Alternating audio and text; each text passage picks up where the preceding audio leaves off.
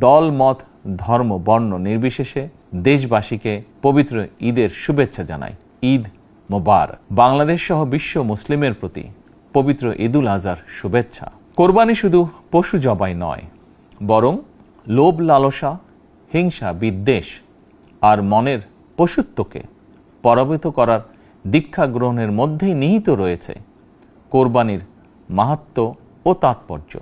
আল্লাহর শ্রেষ্ঠত্ব ঘোষণা করে নিজেকে আল্লাহর কাছে সমর্পণের এই উৎসব আমাদেরকে ত্যাগের মহিমায় উদ্ভাসিত করবে, সত্য সুন্দরের দিকে ধাবিত করবে।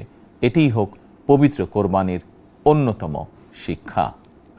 প্রিয় দেশবাসী, যাদেরকে আল্লাহ এবছর কোরবানি করার সামর্থ্য দিয়েছেন, তাদের প্রতি আমার বিনীত আবেদন, এবছর যাদের পশু কোরবানি দেওয়ার সামর্থ্য হয়নি, তাদের সঙ্গে কোরবানির পশুর মাংস ভাগাভাগি করে নিন। এটিও কোরবানির আরেকটি অন্যতম শিক্ষা। প্রিয় দেশবাসী, আপনাদের প্রতি আমার বিনীত আহ্বান, কোরবানির চামড়া যথাযথ প্রক্রিয়ায় সংরক্ষণ করুন।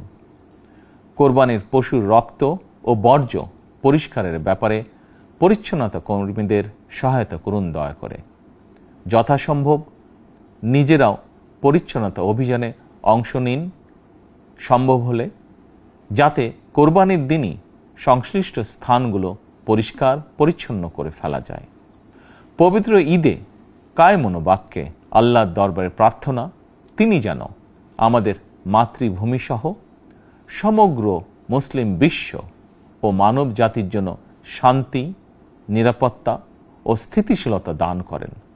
একই সঙ্গে আমি বিশ্ব জুড়ে শান্তি, সম্প্রীতি এবং নিরাপত্তার জন্য মহান আল্লাহ রাব্বুল আলামিনের দরবারে প্রার্থনা করছি।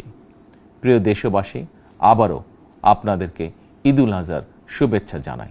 ঈদ মুবারক।